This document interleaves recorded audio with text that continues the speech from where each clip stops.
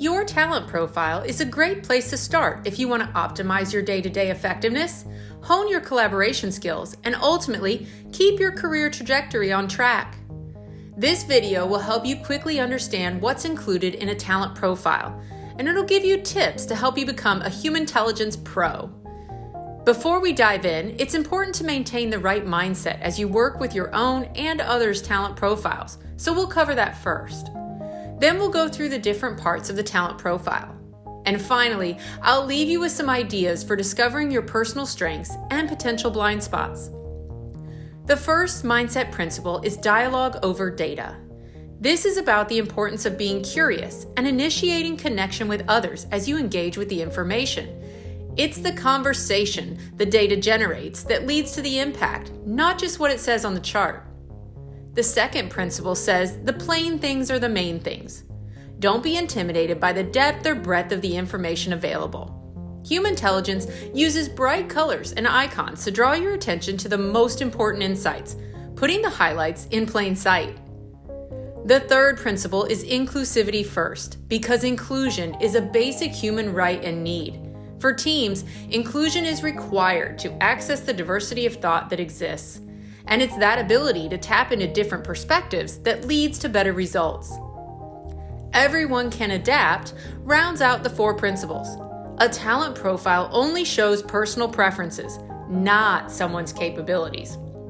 This means everyone flexes based on the situation and can develop more agility, no matter how much they might prefer to lean on certain approaches. Now, let's cover the talent profile itself. All the individual as well as the team insights are organized into three categories, or what we call BMW for short. The B stands for behaviors, which relates to how work gets done.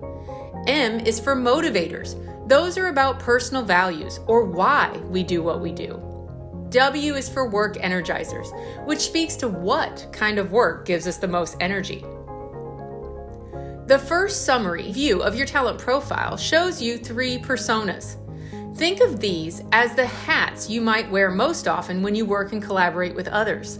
They also indicate the top ways you naturally tend to contribute within a team. There are a total of 20 personas, so there are hundreds of possible combinations. As you move across the other views of your talent profile, note what stands out within each of the BMW categories. Note the theme headings above the left and right side of each chart.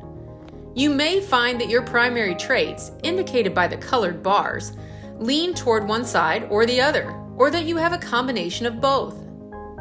Now that you're familiar with navigating your talent profile, take a few moments to explore your strengths and potential blind spots.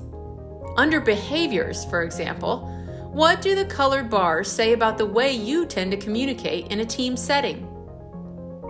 The colored motivators indicate where you tend to focus your attention. What do they say about what drives you?